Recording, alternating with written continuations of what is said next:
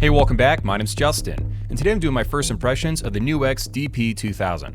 So what exactly is this thing? It's an 8-zone multipad sample pad with the ability to connect to like a kick drum pedal and a hi-hat pedal, so you can use it as a self-contained mini drum set, or you could use it in addition to an electronic drum set, or you could use it in addition to an acoustic drum set, so you can have like a hybrid setup. It has built-in sounds, you can bring your own samples in, or you could just use it as a MIDI device with Ableton. It's really up to you. And maybe most importantly, this thing is really inexpensive. But the question is it any good? That's coming up. But first, today's video is brought to you by Edrum Center. If you're shopping for electronic drums or accessories, go check them out with my discount link below.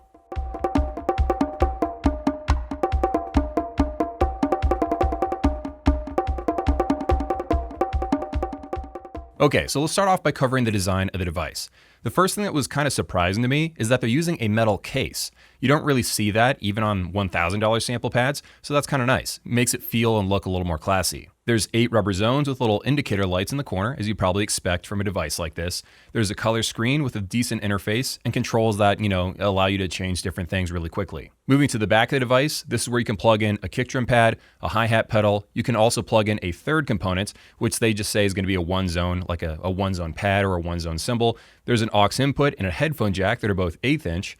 Then there's right and left master outputs that are 1/4 inch. You get 5-pin MIDI in and out, and then 2 USB ports. One of them is going to be USB-C, which you can either use for the Bluetooth dongle that allows you to connect to your cell phone, or you can plug in a thumb drive there. The second USB is Type B, and this allows you to connect over to the computer to use like USB MIDI, connect to Ableton, or whatever program you want to run. When it comes to routing these inputs and outputs, they actually give you a little bit of control there. So you can choose to have like the click, for example, go to your headphones and the master outs, or just your headphones so the audience doesn't hear it. Underrated, but it's one of those things that I feel like every module and sample pad should have. Now, when it comes to the built-in sounds, you're not going to get as many as like, the $600 or $1,000 multipad, because that's not the price range this is running in.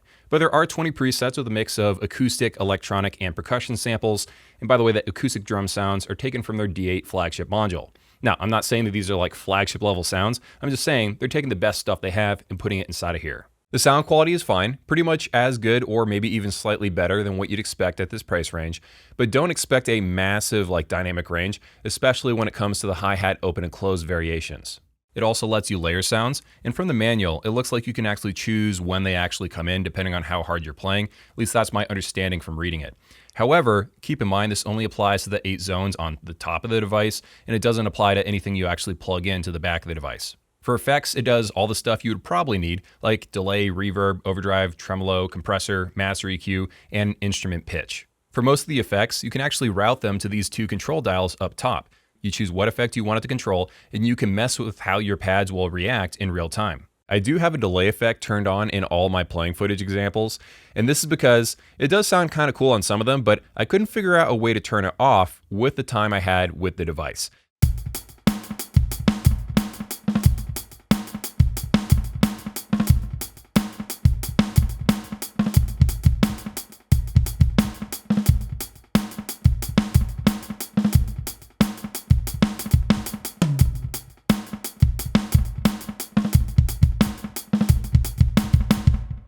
For the longest time, I kind of thought this was just a multipad that had a song import function, but it turns out no, this is an actual legit sample pad. I just don't think they're pushing that fact very hard in the marketing. You can bring whatever sound you want into the device and then assign it to any one of the zones. And one last thing before we talk about pros and cons and price tag, here's what comes in the box. You get a bag for the device, you get the mount, and at least on some websites it looks like you're getting drumsticks, an audio cable, and the Bluetooth audio MIDI adapter. Now let's talk about pros and cons. Here's what I liked and didn't like about it. The first is that it's really cheap, but it doesn't look or feel cheap. It actually looks way more expensive than it really is. I really like the metal construction. We don't really see that anymore, and so it was a nice surprise. It's also nice to get 3 pad inputs, not just for the hi-hat pedal and the kick. You also get that third one that you can do whatever you want with. I also really like how you can change the MIDI notes for every single zone, so that's great when using this with software. And also output routing, I really like that. When it comes to stuff I didn't like as much, the first thing that comes to mind is that the pads are a little bit tougher than I personally like. This is a personal preference thing, but I would like it if they were a little bit more soft, like what you get on the Alesis Strike Multipad. And something that kind of bothers me is that you can't use Bluetooth and also use a thumb drive at the same time because they're both supposed to go in that little port right there. And at least reading the manual, it seems like you can't go buy one of those adapters that splits it into multiple USBs. So you have to choose one or the other. Something else I noticed is that if I played really soft, the device would not register those hits. So that means that if you play soft, you're gonna have to go in the trigger settings and lower the threshold until it picks up your playing again. Just the out-of-the-box settings are pretty aggressive.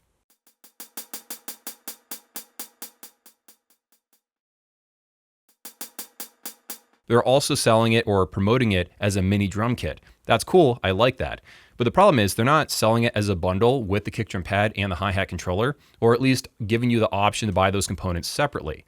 And I was searching on eBay, I was searching on Amazon, I was searching on Edrum Center. I don't see individual listings for those components. I'm not trying to make a big deal of this though, because we're still not officially at the launch of this product in North America, so they still have time to list hi-hat pedals and kick drum pads separately and also bundles. I just think they should probably get on that, because when you're showing something in an advertisement video, you should probably also offer it for sale.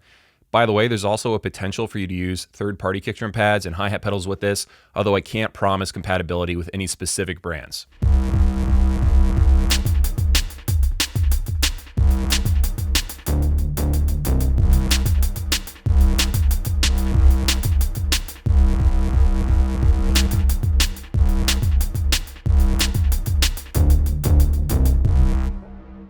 So next up, let's talk about the price tag. The NUX DP-2000 is $329. When most sample pads on the market are running for like $600 to $1,000, that's a refreshingly low price tag. But that doesn't mean there's no competition. So let's take a look at that. You got the Alesis Sample Pad Pro, which has been around for ages at this point. I used to own one. That's $349. And then there's the Edrum Neo for $400, and variations of it under different brand names on Amazon that go all the way down to $251. I'm not going to tell you which one to buy because this is a first impressions video. I haven't sat down and played it for like a full solid month comparing it to the other options. But I will say that it does seem like a compelling alternative, and I'm glad that NUX is entering this space. $329 is more than fair of a price for what they're offering, especially when it's got the build quality with like the metal casing and stuff. But I'm not going to gaslight you and say that this is as good as something like a Roland SPD-SX Pro. It's not trying to do that. And if you want something that has way more features and pads that feel a little nicer, then the Alesis Strike Multipad at $600 is, a much better device. The problem though is that it is double the price. So it depends on how many features and how high-end of a device that you want. If you want something that just, gets it done, the NUX one will definitely fulfill that need.